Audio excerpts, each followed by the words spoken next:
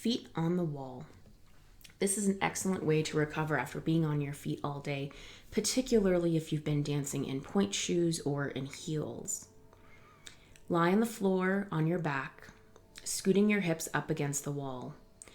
Let your legs extend up along the wall. There are many movements that you can try here.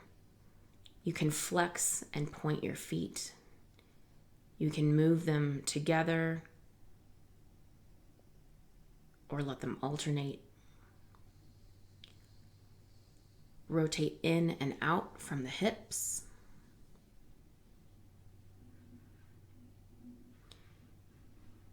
Do mini pliés along the wall, letting your heels slide up towards you.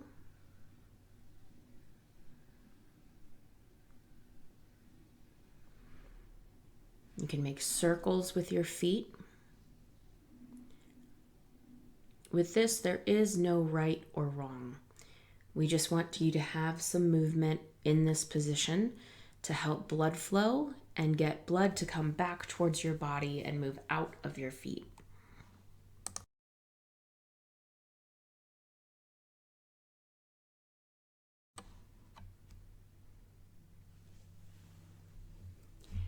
There are many ways that you can roll out at the end of your day.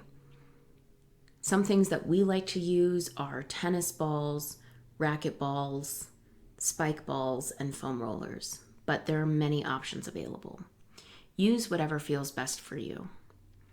In this video, we're showing you some options with a single tennis ball, which we sometimes like to place into a long sock and tie a knot.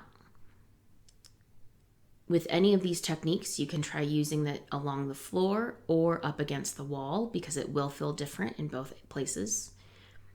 And having the ball in a sock is particularly helpful if you're working against the wall. You can use it to massage along your upper back and shoulders, into your low back, hips, thighs, and calves. We also will show you a version using 2 balls in a sock, which you can use horizontally with 1 ball on either side of the spine or both balls on one side of the spine. And then the foam roller, we show multiple options to hit various places in the body. If you're looking for more guidance of how to reach certain areas or you're not quite sure if you're doing it correctly, make sure to ask somebody like a physical therapist or personal trainer to help give you a little bit more guidance to reach your goals.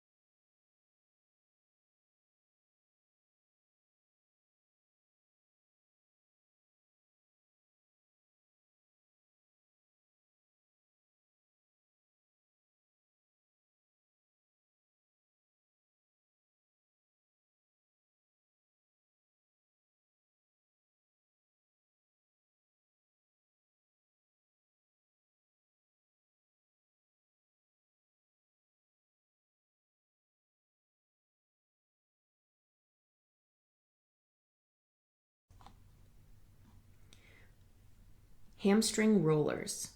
For this exercise, use something like a telephone book or a short step.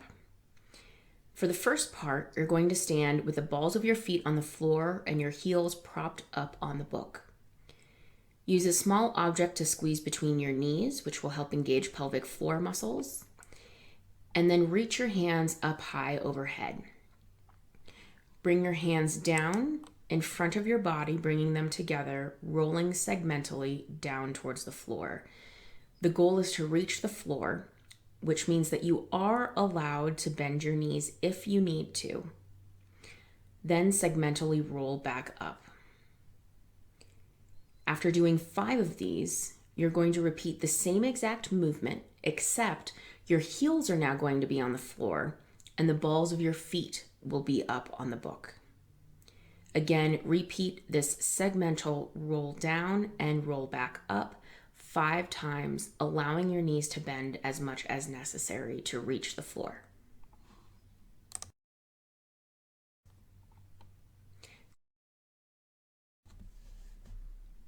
Side lying rotation stretch. Lie on your side with your knees bent and legs stacked on top of one another. You can use a pillow under your head if you'd like. Place both arms in front of you, palms together.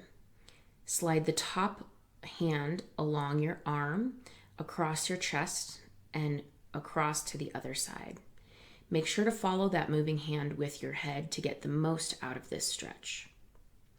One thing that you can manipulate about this stretch is where your knees are positioned. If your knees are closer to your chest or further from your chest, it will change the target area that's getting stretched. So play with your knee position to get the best stretch for you. Diaphragmatic breathing. Lie on the floor with your knees bent and feet on the floor.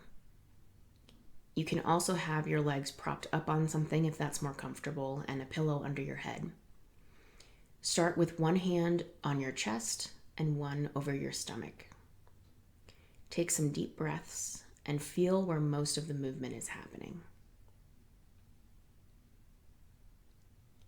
Now, as you take a deep breath in through your nose and out through your mouth, imagine filling up the area of your stomach, pushing that hand away.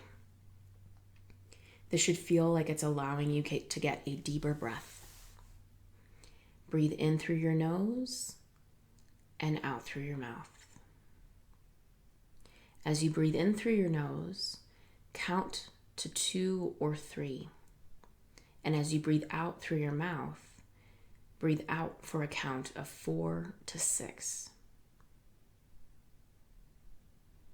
An alternative method is to place your hands on your lower rib cage with your elbows out to the side. Again, as you take a deep breath in, feel your rib cage expand, pushing those hands away. And as you exhale, your rib cage knits back together, compressing the air and pushing it out.